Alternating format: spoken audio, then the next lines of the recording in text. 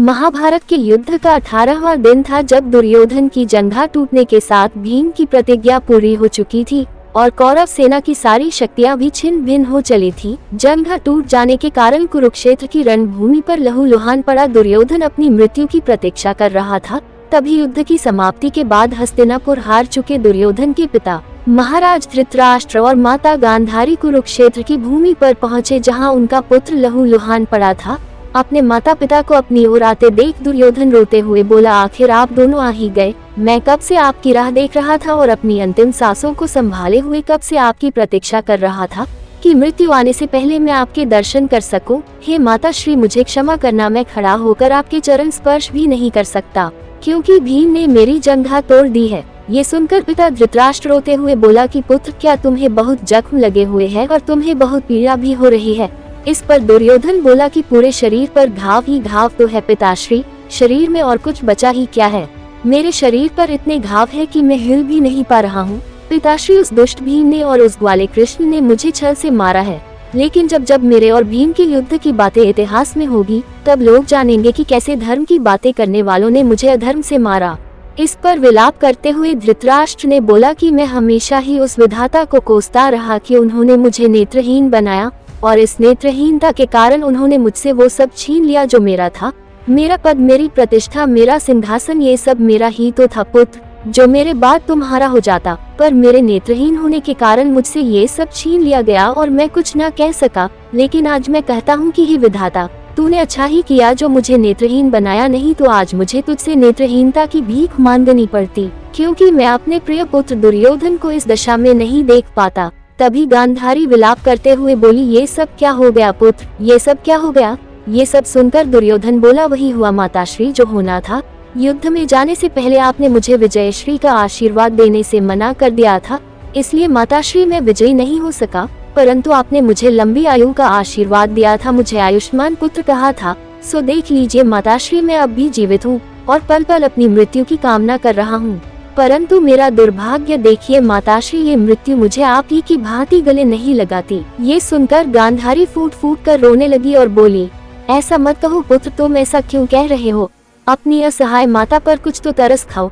तुम तो ऐसे कह रहे हो पुत्र जैसे मैंने तुम्हें अपनी कोख में पाला ही ना हो और तुम्हारे प्रसव की पीड़ा सही ही ना हो। मैंने अपने 99 पुत्रों के शव देखे हैं और मैं 99 बार मरी हूँ, परंतु अब 100वीं बार मरने का साहस नहीं है मुझ में। मैं तुम्हें कुछ नहीं होने दूंगी पुत्र, मैं तुम्हें मरने नहीं दूंगी। तभी दुर्योधन कहता है, नहीं माताश्री, ऐसा कदापि मत करना। तुम्हारा ये पुत्र पराजय से भरे इस जीवन का बोझ अब नहीं उठा पाएगा, और अब मैं इस जीवन का करूँगा भी क्या जहाँ मेरा प्रिय मित्र राधे और मेरा छोटा भाई दुशासन ही ना हो। वो मेरी 2 भुजाएं थी माताश्री जो अब कट चुकी है। जहाँ पांडवों का विजय ध्वज ऊपर लहरा रहा है, वहीं कुरु वंश का मान मिट्टी में मिल रहा है। ये मुझसे देखा नहीं जाएगा माताश्री, कदापि देखा नहीं जाएगा। अगर आपके मन में मेरे लिए लेश मात्र भी प्रेम है तो आप प्रार्थना कीजिए कि मेरी मृत्यु सहज हो जाए, और पिताश्री से भी कहिए कि वे भी मेरे लिए प्रार्थना करें। ये सुनकर पिता धृतराष्ट्र ने कहा कि ऐसा क्यों कह रहे हो पुत्र, मेरे साथ तो सभी ने छल किया है, विधाता ने, जीवन ने, अपनों ने, परायों ने, और अब तुम भी मुझसे छल करके जाने की बात कर रहे हो। तुम भी मुझे छोड़कर जाना चाहते हो। मैंने पहले ही अपने 99 पुत्रों की मृत्यु पर आंसू बहाए हैं और अब तुम भी जा रहे हो। हे पुत्र, क्या विधाता की भांति ही तुम्हें भी मुझ पर दया नहीं आती? मैंने तुम्हारे लिए विश्व विजेता और अपने लिए विश्व सम्राट के पिता बनने का स्वप्न देखा था, लेकिन आज वही स्वप्न मेरे सामने टूटकर बिखर रहा है।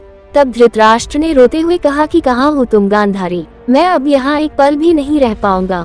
मैं यह नहीं देख सकता कि मेरा प्रिय पुत्र मेरे सामने ही अपने जीवन की आखिरी सांस ले रहा है। चलो गांधारी, मैं यहाँ नहीं रुक सकता। इस पर गांधारी ने कहा, नहीं आर्यपुत्र, मैं अपने पुत्र को अकेला छोड़कर कहीं नहीं जाऊंगी। ये सुनकर दुर्योधन ने कहा, माताश्री पिताश्री ठीक कह रहे हैं। मेरे जीवन के अंतिम क्षणों में मुझे अपनी पराजय और पीड़ा के साथ अकेला छोड़कर आप लोग चले जाइए, परंतु माताश्री मृत्यु आने से पहले एक बार मेरा सिर अपनी गोद में रख लीजिए।